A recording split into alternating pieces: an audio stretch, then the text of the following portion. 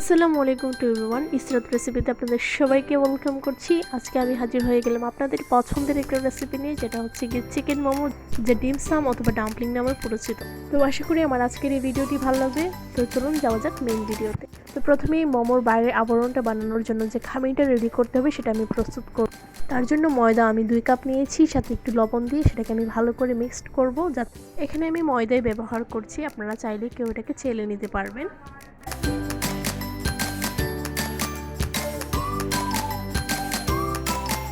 এবারে রুম টেম্পারেচারে থাকা পানি দিয়ে অল্প অল্প করে ময়দাটাকে মাখতে হবে।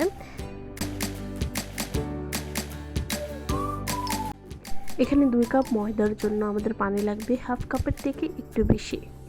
আর এক্ষেত্রে পানিটা একেবারে না দিয়ে অল্প অল্প করে দিতে হবে। এক্ষেত্রে কনসিস্টেন্সিটা থাকবে এরকম, খুব বেশি শক্ত হবে না, তাহলে আবার বেলতে সমস্যা হবে, আবার খুব বেশি নরমও হবে না, তাহলে আবার ডিজাইন করতে প্রবলেম হবে। তো আমি এভাবেই 4-5 মিনিট ধরে অল্প অল্প করে পানি দিয়ে মথে নিব। তারপর আমি এটাকে 1 ঘন্টার জন্য রেস্টে রেখে দিব। যেহেতু আজকে চিকেন মোমো বানাবো, তার জন্য আমার আজকে চিকেন লাগবে। সো আমি এখানে চিকেনের ব্রেস্ট পিস নিয়েছি। এখানে আমি চিকেনটাকে টুকরো টুকরো করে কেটে ব্লেন্ডারে দিয়ে দিয়েছি, আর সাথে একটু পানি দিয়ে। এখন আমি চিকেনের যে পেস্টটা আমি রেডি করেছি সেটা আমি বোলে ঢেলে নিচ্ছি।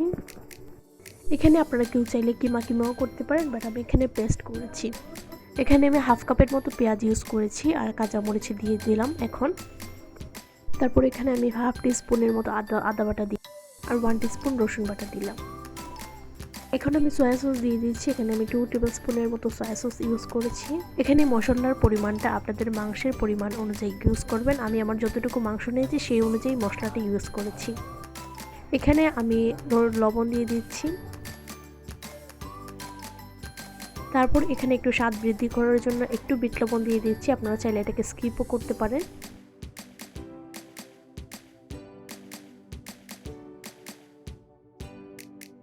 আর আমি যেহেতু একটু স্পাইসি পছন্দ করি, তার জন্য একটু রেড চিলি পাউডারও দিয়ে দিলাম। পেস্টটা যাতে একটু মসৃণ হয় তার জন্য একটু তেলও দিয়ে দিলাম। এখন সব ইনগ্রিডিয়েন্টসগুলো একসাথে মিশিয়ে নিচ্ছি, আর এই কাজটা আপনারা চাইলে হাতেও করতে পারেন, আমি চামচ দিয়েই করে। এটা ভালো করে খেয়াল করে করতে হবে যাতে সবগুলো ইনগ্রিডিয়েন্টস একসাথে মিশে যায়। এখানে আমি মিক্সড করে নিচ্ছি। সবগুলো মিক্সড করার পর এটাকে আমি আধা ঘন্টার জন্য একটু ম্যারিনেশনে দিয়ে দেবো, যাতে করে সবগুলো মশলা এটার ভেতরে ঢুকতে পারে।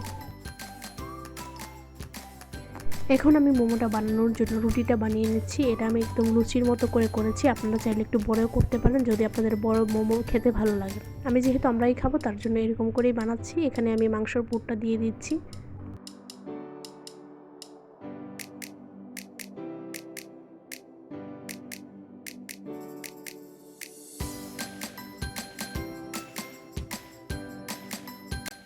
এখন আসলে ডিজাইনের পালা। আমি অতটা ভালোভাবে ডিজাইন করতে পারি না, যাই পেরেছি তাই করেছি। আপনারা চাইলে আরও ভালোভাবে ডিজাইন করতে পারবেন।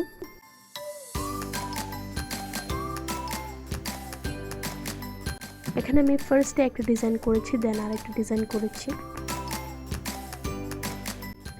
তো এই তো আমার ফার্স্ট মোমোটা বানানো শেষ। আমি আপনাদের দেখিয়ে দিচ্ছি যে আমার মোমোটা কীরকম হয়েছে। দেখতে অতটাও ভালো হয় নাই, আপনারা চাইলে আরও ভালো করে বানাতে পারবেন। তো এখন আমি আরেকটা ডিজাইনে মোমো বানাবো। সো সেটার জন্য আমি চারদিকে পানি দিয়ে সিল করে নিচ্ছি রুটির। এখন আমি মাংসের পুরটা দিয়ে দিব। তো এই তো আমি ডিজাইন করছি, চেষ্টা করছি যে একটু ভালো করার। সো আগেরটা যেরকম করেছি ওইটা থেকে এটা একটু ডিফারেন্ট করেছি। এটাতে যেটা করেছি চারিদিকে এভাবে ফাঁচে দিয়ে মাঝখানে এটাকে সিল করে দিয়েছি।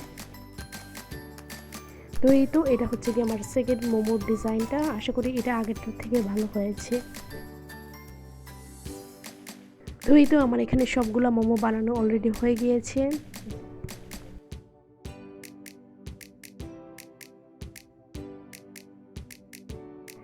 তো আজকে আমি এটা দিয়ে মোমো স্টিম করব। তার জন্য আমি এটাতে পরিমাণ মতো তেল দিয়ে ব্রাশ করে নিয়েছি, আর এখানে পানি ফুটতে শুরু করেছে। আমার মোমোটাও দিয়ে দেওয়ার পালা এবার এসে গেছে। সো আমি এটা দিয়ে দিয়েছি।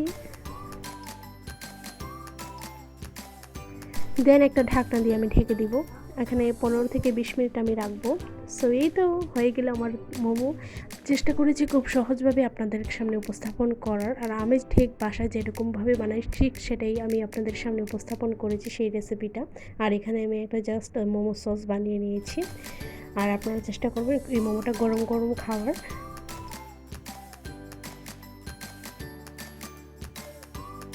তো দেখতেই পাচ্ছেন আমি মোমোটাকে একটু ভেঙে দেখাচ্ছি যে মাংসটা আসলে কীরকম সিদ্ধ হয়েছে।